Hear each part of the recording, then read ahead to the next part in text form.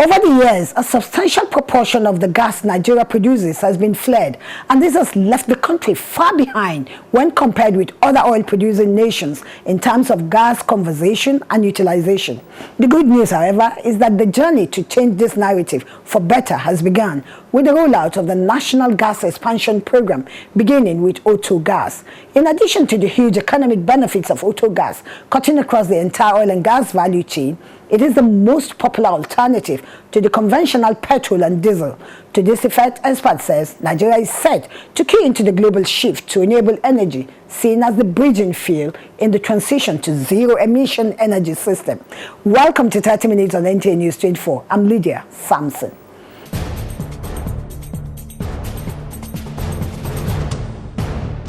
Our first report by Alika Opanachiarua is taking a look at the O2 gas policy and government's deployment for the takeoff, conversion centers and gas stations. Alika, it's over to you.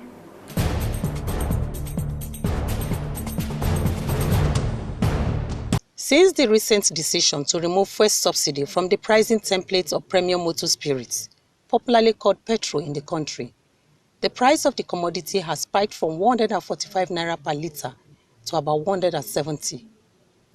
With increasing prospect of a further rise in retail petrol pump price, commensurate with the increase in crude oil prices at the international oil market, the government has stepped up the search for alternative fuel for petrol.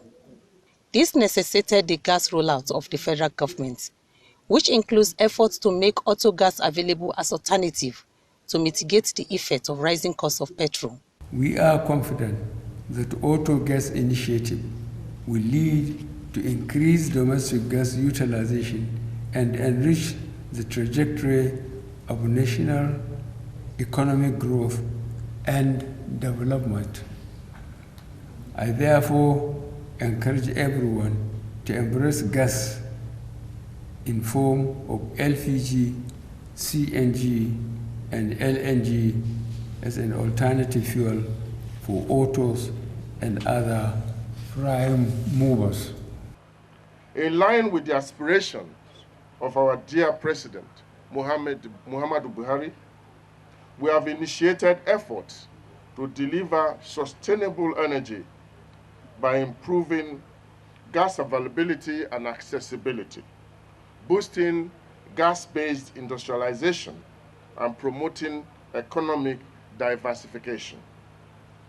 The Ministry of Petroleum Resources has begun implementation of these initiatives to drive home Mr. President's directives.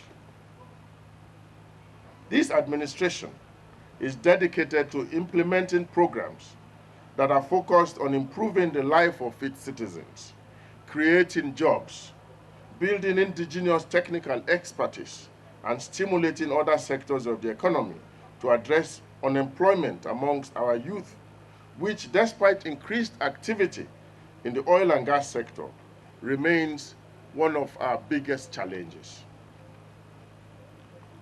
We must, as one country, think of the long-term development strategies to grow our economy in real terms. A significant part of this is the harnessing of our natural gas resources to focus on manufacturing and productivity. Not until this is done can we achieve the desired results. NNPC is providing will provide free conversion service in some selected NNPC retail stations to assist interested motorists switch from PMS to autogas, especially in areas with existing autogas service stations in the Federal Capital Territory, Kaduna, Kano, Kogi, Kwara, Ogun, Ondo, Oyo, Lagos, Edo, Delta, and Rivers State and Bayelsa State. NNPC is expanding this initiative to all NNPC retail stations across the nation, while assuring motorists of steady availability of autogas at competitive prices. With a backward integration policy in place, experts say all engines imported or manufactured domestically will have to comply with the dual fuel requirements, as it is done in many other countries that have made significant progress in auto gas utilization. Gas will create the industry, will power the industries. Gas, of course, can be converted to fertilizers. And fertilizer industries will power the agricultural industry. Gas can be converted to methanol, and methanol will power the chemicals industry. And of course, you know the power sector that can also be powered by gas. You know that gas is going to also power the petrochemical sector that can also create a lot of jobs. There will be a lot of opportunities created by gas. Unfortunately, we have not focused as a country on this sector, on the development of this sector. Alternative fuel is going to be available for all Nigerians. The president has said it. The Minister of State has already mentioned it. All this will happen if DPR grant license, and that is enabling business. And that license comes with condition. And those conditions, that is what we use to ensure that those licenses are run in accordance with the law of the nation, and that's regulation. Our takeaway is that we are happy that we enable another business and we create another opportunity.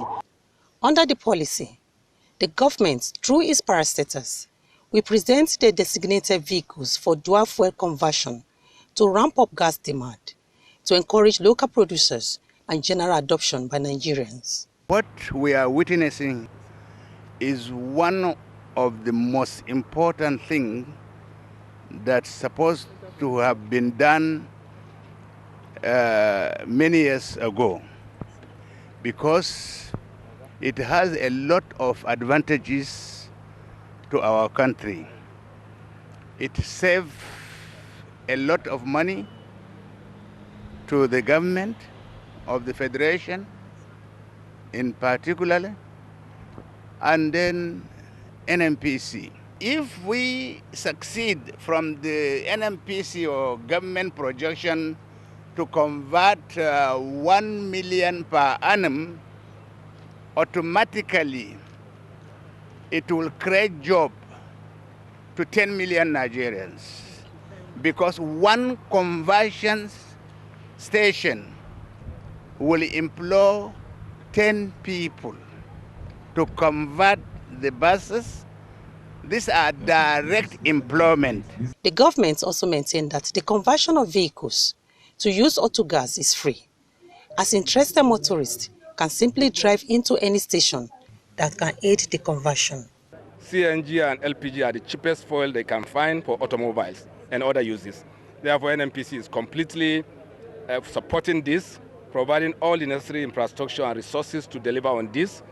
Of course, it's also our primary role to provide the combustion kits for all vehicles until other private sector people can come in. Some have also asked if a car can have both fuel and gas compartments, and if such a car can be powered interchangeably without danger of explosion. The explanation of experts in this case is that a dual fuel engine operates on a combination of compressed natural gas, CNG, or liquefied petroleum gas, LPG, and diesel, or on 100% diesel. The advantage of using the dual system is if you have CNG in Kogi or there, and by the time you drive your car coming over to Abuja, there is no CNG, you just switch on back to petrol. That is the advantage of this dual fueling system. But what is the benefit to consumers converting their vehicle? Is the cost. Key players in the petroleum sector are therefore urging Nigerians to embrace autogas, as it is cheaper and gas-powered vehicles are environmental friendlier than all other fuel-powered vehicles available in the market today. This event is very critical, especially to us, the operators of vehicles and the consumers of petroleum products. As you are aware, we have trucks and vehicles spread across the country, and we use a lot of diesel, PMS, and other petroleum products. The launching of this bio gas, is a step in the right direction, and it has come at the right time, wherein, these days, every business person or operator would like to reduce its operational cost. With the launching of this thing, and I believe our operational costs will reduce, because there will be less consumption of petroleum products. And of course, We always complain of emission, gas emission.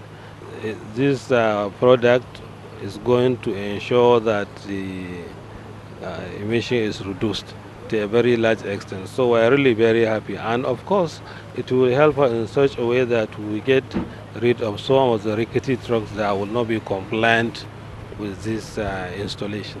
They also noted that the majority of vehicles built in the last 2 decades are well suited for conversion to dual fuel applications and are therefore safe for all Nigerians willing to convert their vehicles. We call on our members to key into it. But the fear here is that how could the rural areas, because these are cities, but most of the populace are at the rural area. So which will call on the government to speed expanding to the rural areas so that everybody can benefit. Already, 9,000 filling stations nationwide are to begin the installation of facilities for gas products.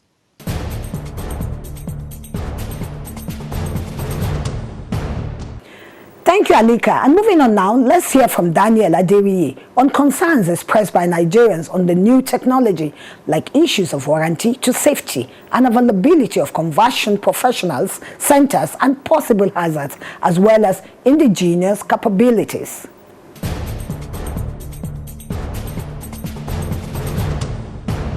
The world as we know it runs on ideas. Hence the popular saying, ideas run and rule the world. The automotive industry, however, has come a very long way in terms of idea generation for different types of cars and the kinds of fuel they run on. Although recent breakthroughs have shown that in the near future, cars will no longer need regular fossil fuel or LPG, but solar-powered electricity to run. But before we continue, let's track back and understand exactly what autogas entails. Autogas, or liquefied petroleum gas as it is known, is a mixture of flammable hydrocarbon gases that include propane, butane, isobutane and mixtures of the 3 LPG gases. LPG is commonly used for home heating gases, cooking, hot water, and autogas, fuel for LPG cars and vehicles. Autogas is the most widely used and accepted separate alternative to the conventional petroleum-based transport fuels, gasoline and diesel. A number of countries today have well-developed autogas markets. Global consumption of the autogas has been rising rapidly in recent years, reaching 26.4 million tons in 2015, an increase of 61% over the 2003 level. There are now over 26 million autogas vehicles in use around the world. Yet, autogas use is still concentrated in a small number of countries like Korea, Turkey, Russia, Thailand, and Poland, together accounted for half of global autogas consumption in 2015. Nigeria, however, looks set to join the list of countries using autogas-powered automobiles as the federal government, in January 2020, launched the National Gas Expansion Program, which signaled government's commitment to domestic gas utilization. To further reiterate its commitment to harnessing the enormous potentials in the gas sector, government stated that the conversion process from PMS to LPG will be done free of charge for all Nigerians to cushion the effect of the hike in the pump price of petrol, although the conversion cost is to be borne by each vehicle owner. Already, the global campaign against climate change and the reduction of greenhouse gas emissions has made it imperative for Nigeria, a major gas-flaring country, to rethink its position on dirty fuels and reduce its carbon footprint. Meanwhile, some experts are of the belief that while the move by government is quite laudable, government must also take into consideration the possibility of partnering or liaising with countries that are world powers in autogas, thus giving us the opportunity to understudy even further the intricacies of running an automotive industry that is gas-based. In Australia alone, you have about 3,000 outlets where you can actually just drive in and then get refilled with gas. So do we have such infrastructure? Do you have such plan to have that kind of infrastructure in Nigeria? Those are the questions we must interrogate, whatever policy and plan that they have to be able to deploy. Then number two, when you're talking about cost effectiveness, I really think that what government should do at this point in time is to focus more on those who own fleets, like the transport companies, those who do logistics. I think the effort of government should go first to them. Why do I say that? Because, no matter how you want to look at it, when it comes to cost-benefit analysis, if you look at it, the average savings that you might get per year, that's if you are commuting around 30,000 kilometers in a year, is roughly about $1,500. Okay, so if you translate that to naira, you know what that comes to is less than ₦1,000,000. So how does that benefit an average person for now? Because looking at the cost of conversion, so it's not as if, because I mean, for you to begin to see the effect or feel the effect economically, it will take about 2 years for you to feel the effect. Okay, now so that's why I think it's better we focus more on those who have fleets, because it will be useful to those who can move as much as 30,000 kilometers in a year. So if all I do is just drive my car to office and back home, and I'm not traveling with the car within Abuja here, I don't think I'll cover 30,000 kilometers in 1 year. So I probably might not need it, because it will be more of it will be more for those who fly, interstates, those who cars that travel, government cars, not even all the government cars, all government cars that that move around a lot, then the transporters. So there should be a signage between the government or the petroleum ministry and the Nigerian road transport workers and all of that. So there should be that structure, which is where I think by now government should have had a sit down with them and then find a way to begin to work with them and then make them accept the program. Then again, we should not also forget that some of these countries, knowing that these infrastructures might not be everywhere, they also have a dual system where there is gas and then there's still PMS. So what you do is, where you get to a situation where you can't use the gas, you can switch back to your PMS. So those are the kind of things we need to put into our plans. And then again, we need to also get our people, sensitize our people to begin to see how beneficial this will be for us on the long run. And then let's not also forget that gas is not something you get on the shelf.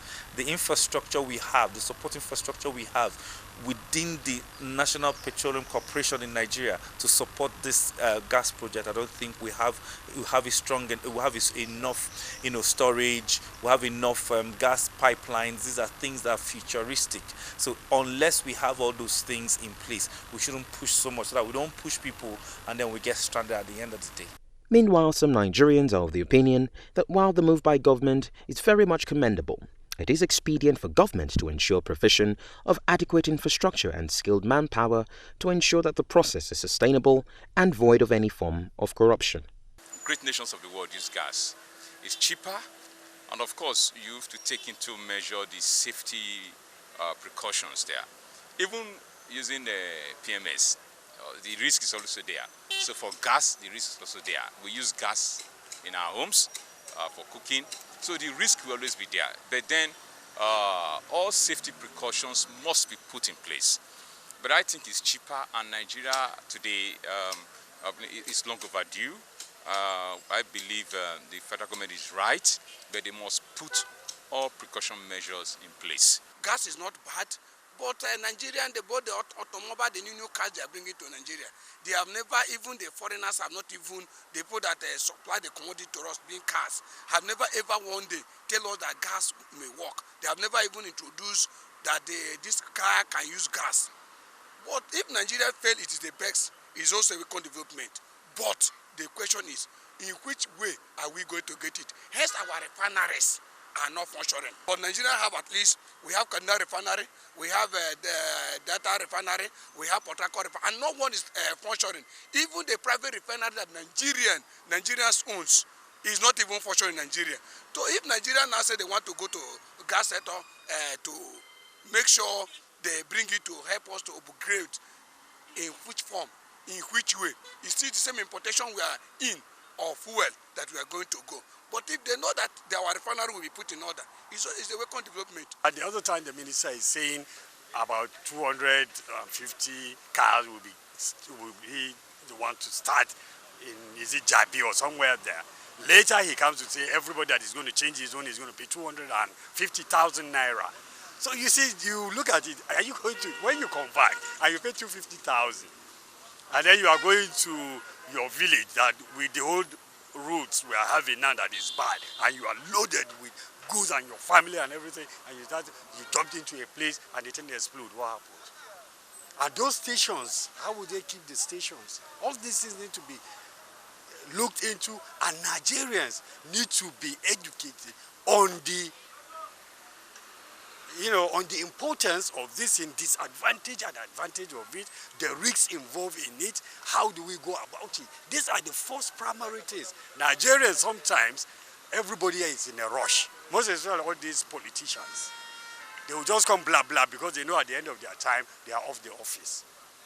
You understand? Then you will leave the whole sort of over 200 million Nigerians in jeopardy without knowing, okay, how do this work? Is it the fire service that will start going to all these gas stations? When one gas explodes, the way we have filling station inside the town, if one station explodes, what happens? What are the precautions? What are the measures? Why don't this in place? Or is it just, let's just start, hence we have gas? The way to go is to call the experts, the people that invented it in the first place. Nigeria they are not copying well. If you want to copy, you copy well. There is a room for copying, but they have copyright. There's room to copy, but you need to copy well. You invite the people that invented it in the first place to come and give us what we need to start it up. Then bring in the Nigerians that have the brain to do what we are supposed to do. Nigerians are abroad, they are making waves. The vaccine, the coronavirus vaccine, that Nigerian doctor that is among the people that invented it. So if government is sincere enough, they should first and foremost bring in people, the experts who can do it. This move by the federal government is in line with the UN's resolve to bring all its member nations on board with its climate change program, which aims to promote and propagate clean energy and healthy living. It is only natural to be concerned when starting a new policy, but it is, however, comforting to know that experts are confident that the conversion of vehicles in Nigeria from petrol-powered to auto-gas will be done to meet international standard. The rollout of auto-gas is said to have kick-started not just a new era in Nigeria's oil and gas sector, but a revolution that will empower millions through job creations. Thank you for watching. I'm Lydia Samson.